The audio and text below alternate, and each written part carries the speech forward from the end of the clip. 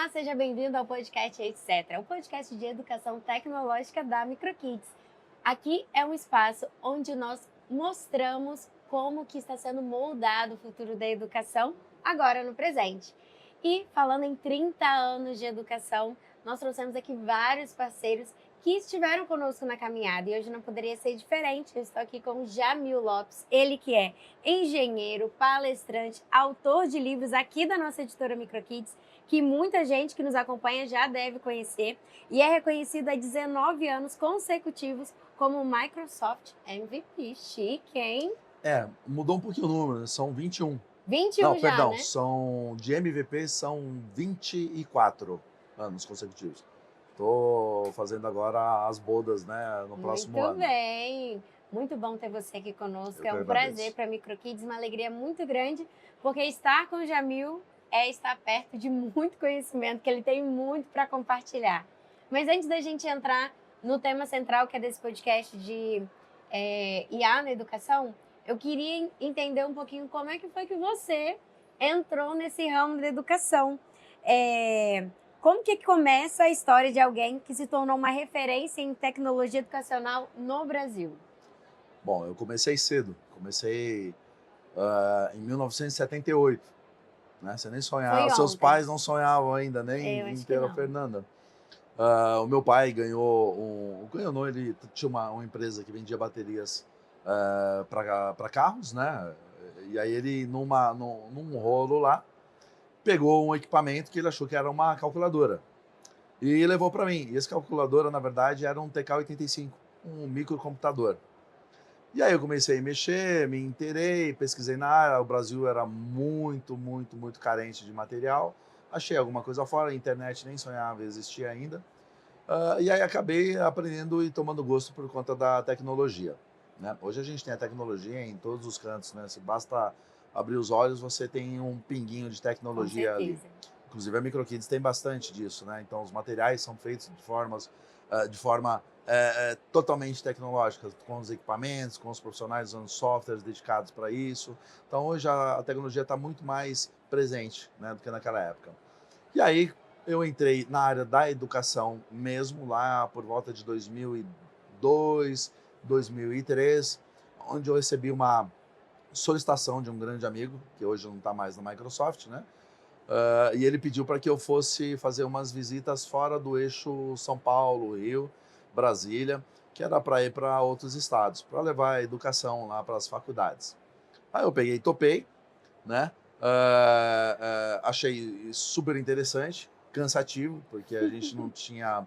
Viajava muito, né? Viajava bastante e a gente não tinha as linhas aéreas que a gente tem hoje. Então, peguei muito ônibus, peguei muito trem, né, em alguns locais que hoje já não existe mais. Eu viajei sim de trem no Brasil. Tem gente que fala assim: nunca teve trem pro interior. Tinha sim, no Brasil tinha muito trem, de passageiro, né?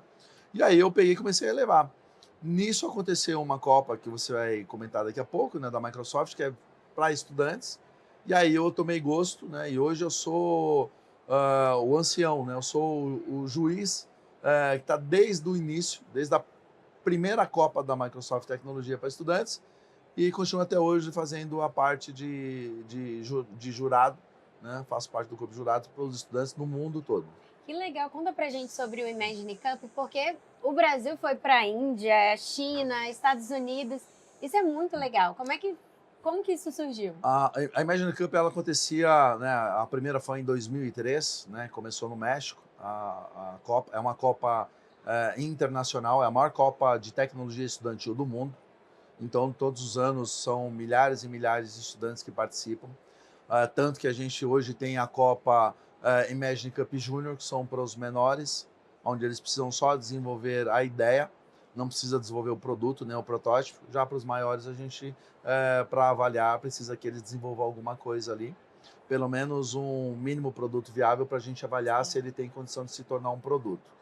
A segunda etapa foi no Brasil, e aí a gente teve aquela boa divulgação, né? Então a gente teve assim, durante 5 anos o Brasil é entre os top 3 de inscrições de projetos no mundo. A gente conseguiu ganhar de Índia, de China, de Estados Que Unidos, legal. onde China e Índia a população é infinitamente maior, né? Exato. Bem grande. em relação ao Brasil, população educacional, e nos Estados Unidos, porque lá eles aprendem tecnologia já Muito desde cedo. cedo. E a gente conseguiu ganhar dos três por Que conta do legal. trabalho que a gente fazia de divulgação no Brasil. E aí, foi idealizado que seria a final mundial em um país sede. A primeira foi no México, depois nós tivemos no Brasil, e aí a gente foi correr o mundo. Canadá, Japão, Coreia, Índia, França, tivemos vários. Em 2009 foi no Egito. O Egito foi bem interessante, porque a gente foi a Copa onde nós ganhamos o maior número de prêmios, a gente teve 7 no total. Então, em 7 Uau. categorias, o Brasil foi o campeão. A final foi atrás das pirâmides, no meio do deserto. Então, o tablado foi construído num local que não tinha nada, as pirâmides foram iluminadas com as cores da Imagine Cup, Que os show. estudantes entrando, o pessoal a caráter vestido com as roupas egípcias. Então, assim, para mim foi a mais bonita, né? Primeiro, porque está num local icônico, Aham. a única maravilha do mundo antigo que ainda existe, Sim. e a vivência de você estar num país, né, com tanta história, né? Em todo lugar você respira história. E aí, de lá para cá, por conta das pandemias, por conta dos problemas que o mundo sofreu, hoje a Copa ela ainda existe, mas de forma virtual. E o que tornou ruim, porque você não conhece os outros países, né? Não tem Sim. a possibilidade de levar os outros estudantes para lá. Mas é bom porque hoje você tem mais pessoas que podem participar, né? Quando a gente levava os estudantes, a gente pagava tudo, né? As passagens, seguro, hospedagem, alimentação, já era um custo bem alto, além da parte de segurança. Então, o mundo como a gente vê hoje está um pouco mais complicado. Sim. E aí você está tratando ali com vidas, né, de Aham. estudantes, né? Então, o que a gente faz hoje é 100% online. E temos a final mundial, que também é online, e na final mundial a gente consegue levar o campeão lá para visitar a sede, por exemplo, da Microsoft. Aham. E o valor do primeiro prêmio são US$ 150 mil em cash, Uau. mas toda a parte de marketing da Microsoft dando ali uma Funcionamento. acelerada, né, para que Legal. aquele produto ele consiga ter uma Aham. sobrevida depois da Copa, né, virando ali um produto realmente que empresas possam investir nele e os alunos terem ali uma empresa em estágio Uhum. inicial. Muito legal. Cada vez mais a tecnologia, ela tem sido presente na vida desses estudantes, né? Infelizmente, a gente não pode dizer que todos os estudantes do Brasil têm acesso a essa tecnologia, mas não podemos negar que ela é presente. Uma pesquisa recente mostrou que 84% dos estudantes, 79% dos professores brasileiros já usaram a ferramenta de IA, mas só 32% receberam orientação da escola como usar. O que esse dado diz para você? Ele é bem realista, não só o Brasil como o mundo, né? Então hoje nós utilizamos muito a IA para gerar imagem, para gerar um texto. Então a gente está bem aquém do que a IA pode oferecer.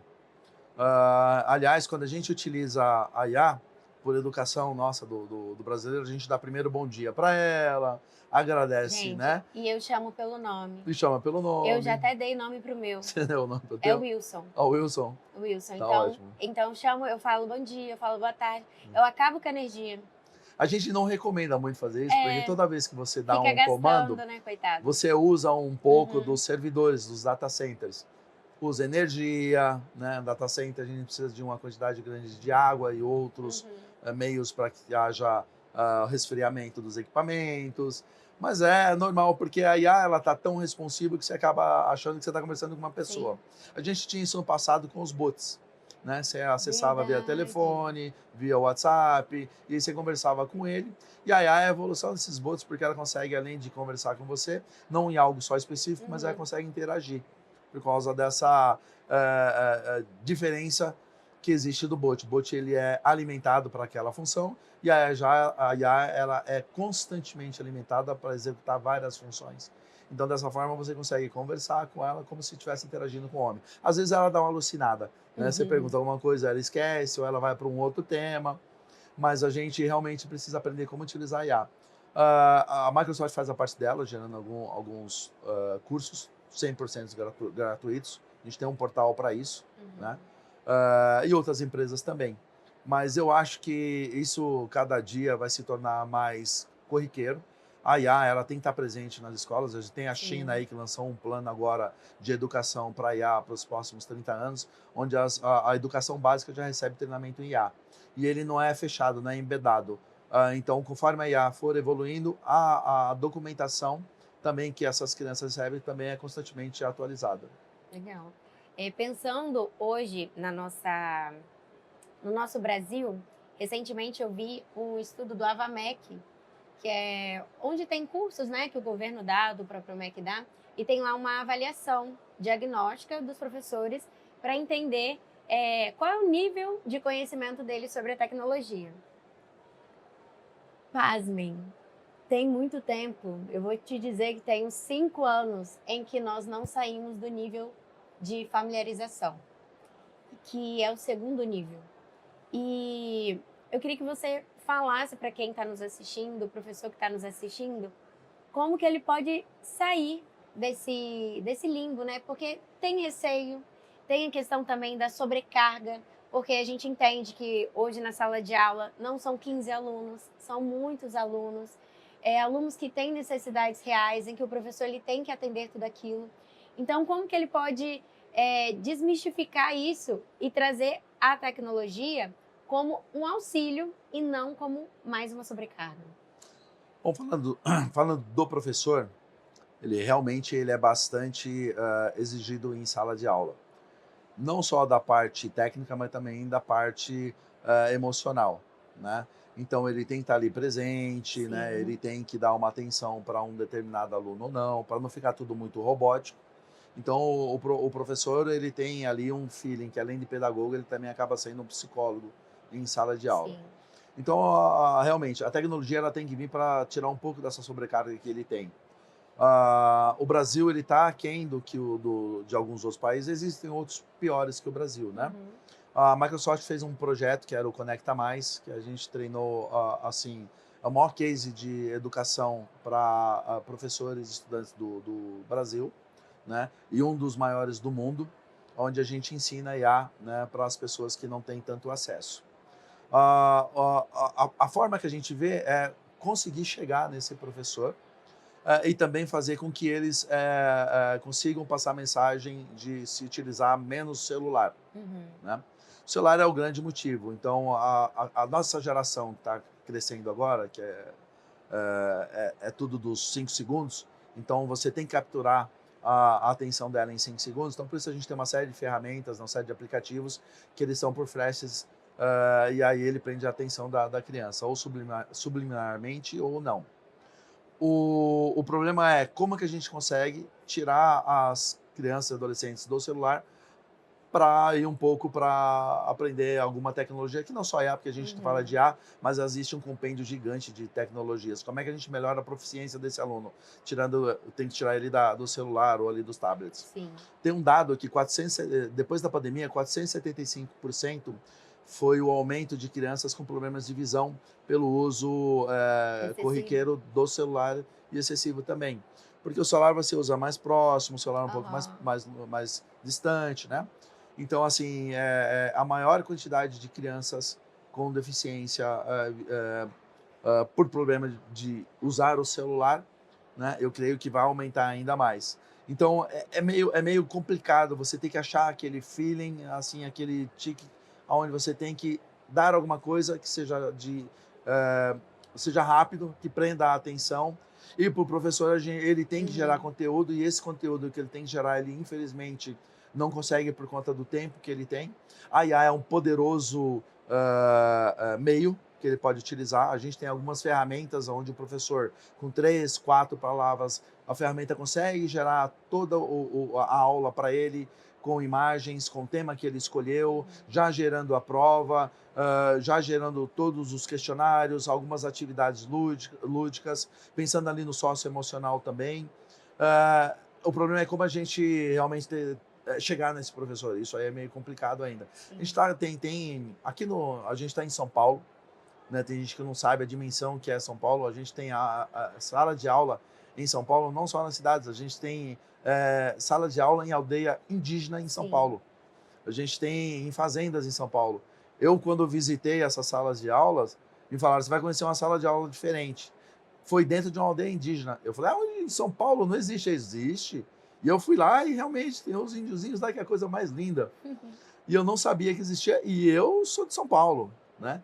Então a gente tem, às vezes, um universo tão grande onde a gente mora que a gente desconhece. Né? Então, assim, nós estamos abertos e dispostos a ajudar da melhor forma possível, mas o problema realmente é que a gente tem um país continental e às vezes a gente não consegue chegar com Sim. essa mensagem para todos. De fato, a IA, a questão da internet, ela vem para democratizar, mas infelizmente não temos estrutura para isso. Mas a MicroKids, ela possui projetos, produtos que auxiliam, inclusive, em escolas ribeirinhas, escolas indígenas, com material do Espaço MK Maker, onde é possível o seu aluno aprender os 3 eixos da computação, pensamento computacional, mundo digital e cultura digital, conforme a BNCC, utilizando o Espaço MK Maker com a construção de makers. Então, essa tecnologia desplugada auxilia esses lugares que não têm tanto acesso à infraestrutura. O fato dele ser desplugado, né, ajuda bastante, porque quando não se tem internet, você a tem de forma limitada. Exato. Eu lembro que eu fui uma vez eu conheço todas as capitais, né, e muitas cidades adjacentes. Então, até até antes da pandemia, todos os anos eu visitava todas as capitais, no mínimo, Do país? do país, né? Então, eu já cheguei para algumas outras bem distantes, né? Eu fui uma vez para Rondônia, né? E vi naquela época que assim as crianças, para poderem utilizar o celular para fazer conexão, pesquisa, para a próxima faculdade, né? Elas tinham que subir num pé de manga, que era o local. Eu olhei e falei, mas o que aquelas crianças estão fazendo? Pegando manga numa época? Falou, não, estão pegando o sinal do celular, que era o melhor local Olha onde elas só. podiam pegar o celular. Então, realmente, a gente é um país que, infelizmente, não tem todas as áreas cobertas. Melhoramos bastante, a infraestrutura brasileira cresceu muito. Agora, com o advento do satélite, então, estão chegando em outros Sim. lugares, né? Mas ainda assim, existem algumas áreas de sombra.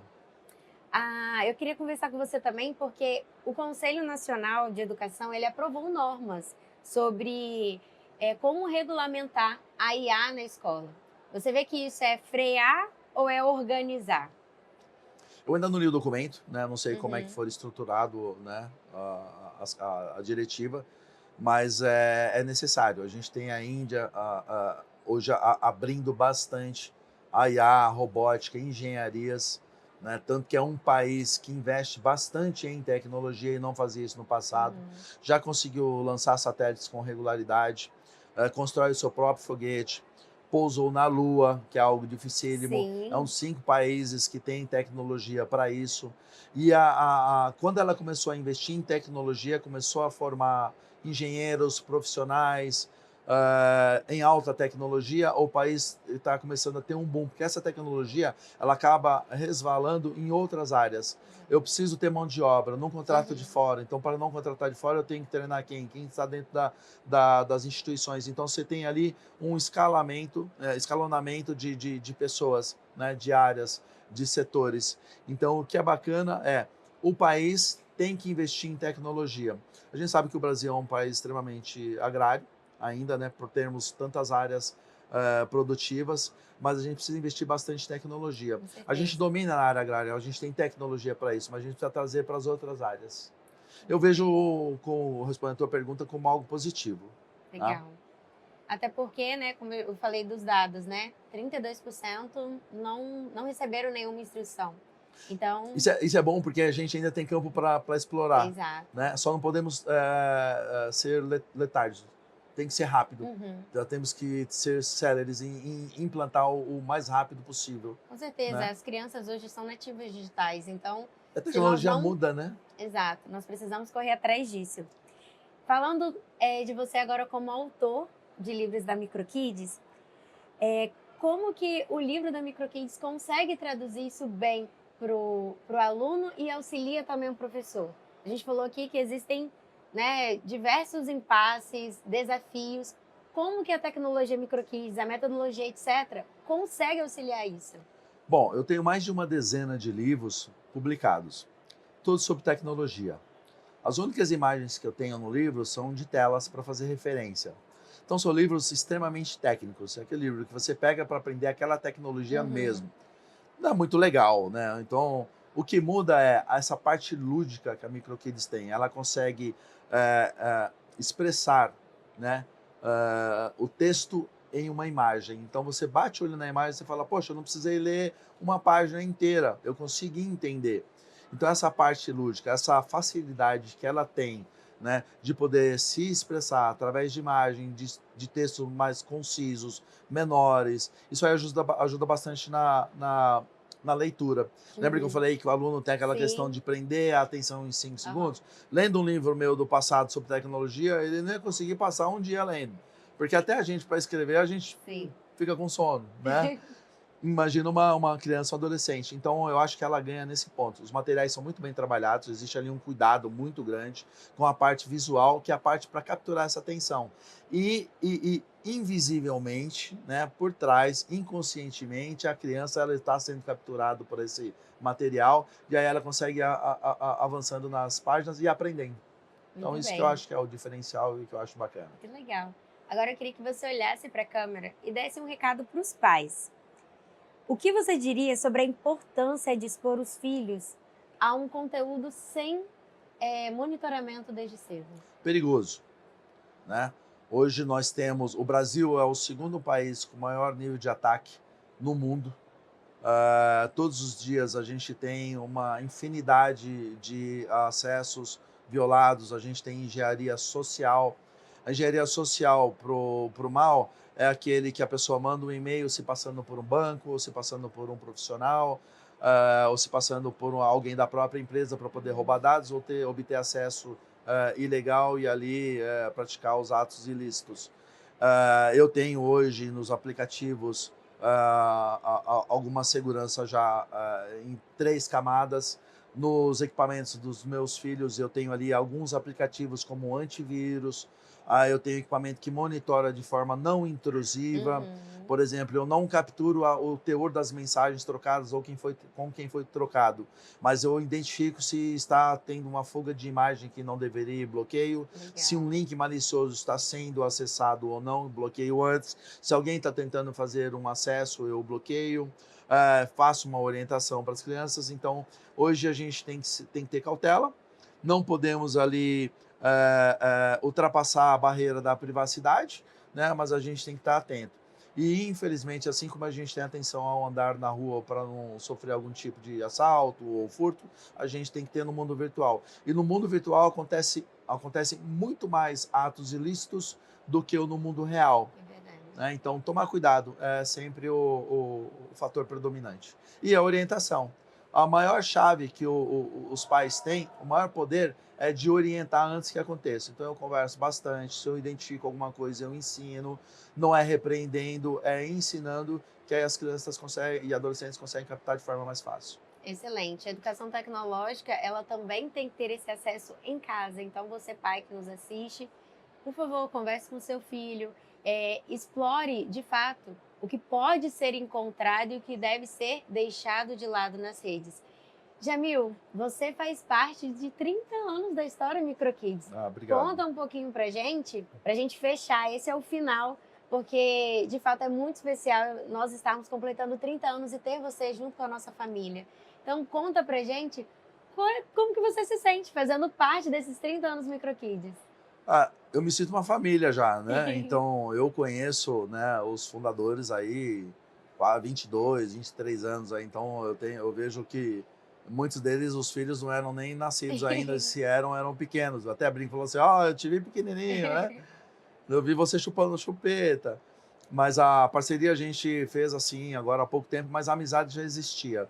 E a amizade existia porque eu conheço empresas no mundo todo, conheço editoras no mundo todo, e a amizade surgiu pelo caráter dos donos, pela educação, pela qualidade, pelo empenho que eles têm no material até hoje, né? Então essa dedicação até às vezes excede ao profissionalismo. Eles colocam a alma ali dentro. Eles não querem só ser as pessoas que fazem os livros. Eles querem que cada livro tenha ali um dedinho deles, né? Como se fosse feito para os filhos. Então, assim, veio a primeira amizade, depois vieram os convites para fazer os projetos juntos. A amizade continua, né? Mas eu me sinto extremamente grato, né? Primeiro por conhecer pessoas e profissionais e ver que toda a equipe é assim engajada, né? Então toda a equipe faz parte de uma família que em outras empresas não existem. Muito bom. Jamil, eu vou te contar uma coisa que eu acho que você não sabe. O livro que você escreveu com a MicroKids, do Codo, Aham. eu estudei com ele na sala. Ah, você estudou com o Codo? Eu Nossa, que estudei. bacana. Então Que eu te legal. agradeço também por Eu fazer agradeço você parte ter da minha usado. educação Perfeito. e por ter transformado a educação junto com a MicroKids. Tá. O Codo ele é um aplicativo da Microsoft, né? Onde só contextualizando, onde as crianças e adolescentes conseguem desenvolver ali o seu primeiro game. Então é por isso que você é espertinha. Eu sabia que você tinha um livro bacana. Ai, é porque eu estudei um bom livro, né? Foi um livro bom da MicroKids. Bacana. Muito obrigada, Eu que Jamil. Agradeço muito por ter participado desse podcast conosco. Comenta também sobre onde que as pessoas elas podem te encontrar. Para me encontrar é fácil, né? Eu não sei se isso é bom ou se é ruim, mas você pode, se você for um fanboy da Microsoft, você vai no Bing. Se for um fanboy do Google, não tem problema também, que é uma excelente empresa. É só ir lá no Google e digitar Jamil Lopes. O primeiro nome lá que aparecer vai ser o meu LinkedIn. Aí pode clicar lá no LinkedIn, você consegue mandar uma mensagem para mim. Eu demoro um pouquinho para responder, mas eu respondo todos. Muitas reuniões, né, internacionais. Tem muita reunião, tem que dormir um pouco, né? Bom, mas né? eu respondo sim, adoro receber comentários e mensagens e ajudar da melhor forma possível. Excelente. Muito obrigada, Jamil. Eu que agradeço. E você que nos assiste, muito obrigada também por continuar até aqui. Nos vemos no próximo podcast. Tchau, tchau.